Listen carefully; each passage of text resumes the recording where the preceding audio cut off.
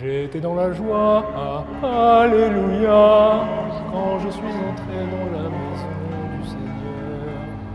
Bonjour à tous, aujourd'hui petite vidéo devant la fac de la Sorbonne. On est dans le quartier latin de Paris. Aujourd'hui on va parler de la séduction dans le milieu étudiant.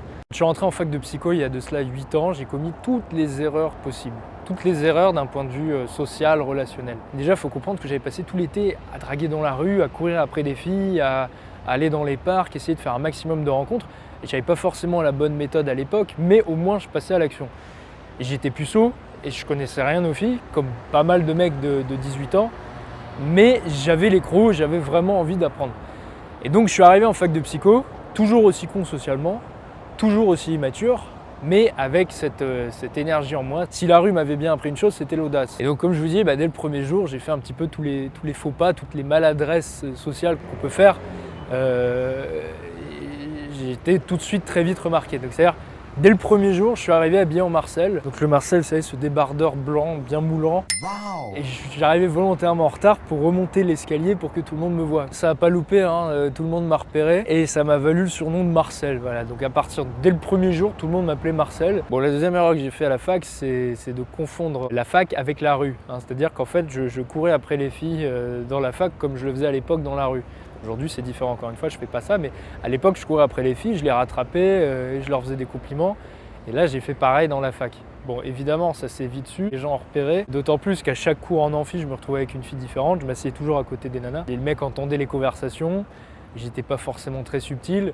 Il m'arrivait assez souvent de parler de sexe alors que j'étais puceau. Donc en général, un mec qui parle de sexe quand il est puceau, on va dire que ça s'entend qu'il est puceau. J'étais tellement maladroit, bourrin et complètement con que je suis un jour allé aborder une nana qui était devant sa classe de TD, là, qui attendait avec les autres élèves, donc il devait être une quinzaine devant la classe. Je suis allé la voir, je suis allé la draguer devant tout le monde, et au moment de lui demander de lui proposer de se revoir et de prendre son numéro, je lui ai dit donne-moi ton numéro, comme ça je pourrais t'envoyer des SMS coquins. Tout le monde a entendu, elle était toute rouge, elle était hyper mal à l'aise. Deuxième connerie que j'ai faite, pareil, moins d'une semaine de rentrée, j'étais avec une fille dans le métro, on rentrait des cours le soir. Cette fille-là, j'avais dû lui parler 2-3 fois. Au moment de se dire au revoir, au moment de sortir du métro, là, quand c'était ma station, je m'abaisse vers elle, je tente de l'embrasser. Évidemment, elle me fout un rejet, on se connaissait à peine, et puis c'est pas dans un métro qu'on embrasse une fille, mais donc j'essaie de l'embrasser croyant que c'était ça, je croyais que c'était comme ça qu'il fallait faire. Je me disais, je vais au combat, je vais être direct, elle va aimer ça. Et évidemment, elle m'a foutu un vent, quoi. Elle m'a tendu la joue et c'était très bizarre après quand je l'ai revue à la fac. Moi, je savais pas, je comprenais pas ce que je faisais de mal finalement. Je l'ai pas compris tout de suite, du moins. J'avais zéro expérience avec les filles, j'étais toujours puceau et j'avais strictement aucune expérience de la séduction dans un milieu fermé et j'avais jamais lu de bouquins ou d'articles sur la séduction dans un milieu étudiant. Ça n'existait pas à l'époque. Aujourd'hui ça existe parce que j'en ai fait un, je vais vous en parler un peu à la fin, mais à l'époque ça n'existait pas. Ce qui m'est arrivé, c'est peut-être le pire scénario, c'est un peu le scénario cauchemar dont sont terrorisés la plupart des étudiants qui, quand ils arrivent à la fac, ont plutôt envie de rentrer dans les cases et de pas passer pour le mec bizarre, pour le puceau ou pour le dragueur. Et certes, j'ai fait plein de conneries, j'ai fait plein de maladresses, mais ces maladresses-là, en fait, elles ont été oubliées. Ma réputation de puceau ou je ne sais quoi, elle a vite été oubliée. C'est cette même audace qui m'a valu de faire des grosses erreurs, qui m'a aussi permis de trouver mon groupe d'amis, un groupe d'amis solide qui m'appréciait tel que j'étais. Et cette même audace m'a permis également de coucher avec plusieurs filles et de trouver une copine à la fac. Mais quand bien même vous faites des erreurs, l'école, la fac, la prépa, c'est fait pour apprendre. Vous pouvez vous permettre de faire des erreurs. C'est aujourd'hui qu'il faut faire les erreurs, c'est pas demain. C'est quand vous êtes jeune qu'il faut faire les erreurs.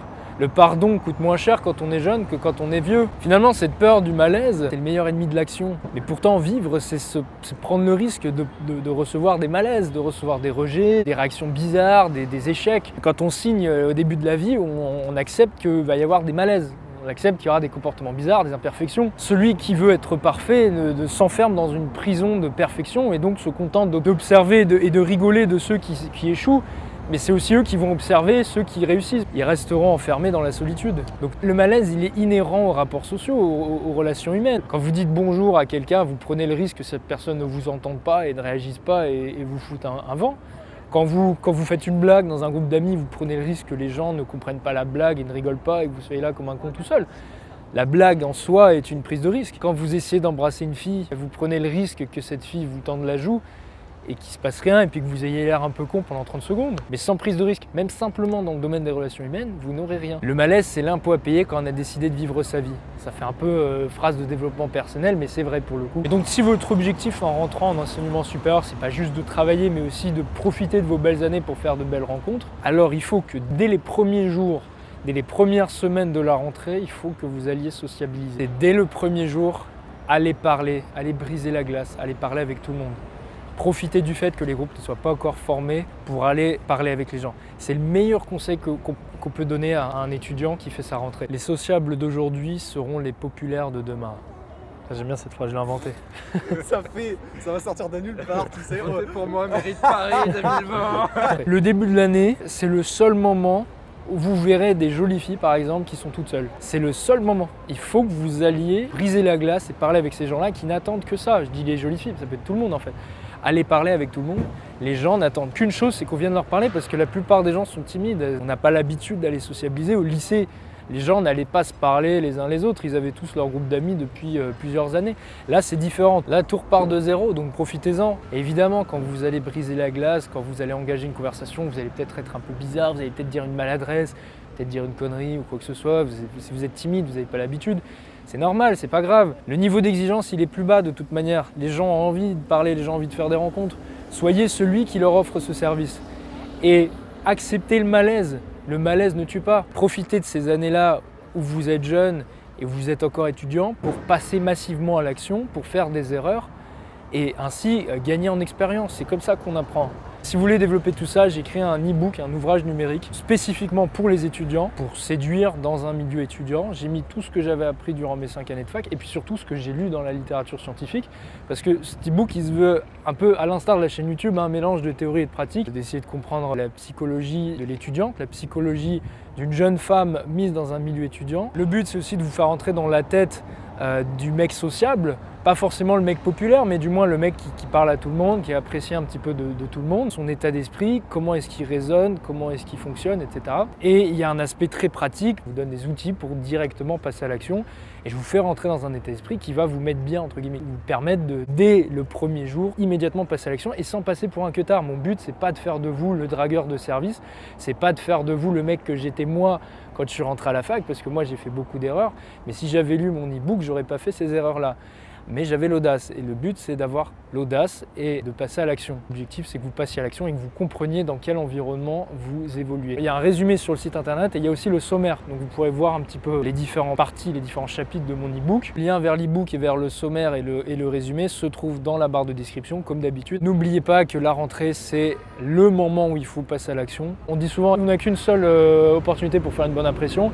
Ben, je vous dirais on n'a qu'une seule opportunité pour faire une bonne rentrée à la fac. Quand on est jeune, le pardon ne coûte pas cher, c'est maintenant qu'il faut passer à l'action. J'étais du genre aller jusqu'aux étoiles, l'amour stratosphérique que j'ai dû cacher d'un voile. L'humour sombre, la peau sombre, je dessinais cette toile. Des jeux d'ombre sous les draps assez courts. On retient moi, je dis on, car elle en a fait vriller plus d'un. Et chacune de ses cibles était fatiguée à vue d'œil. Et je meurs encore, cette fille me dévore. Besoin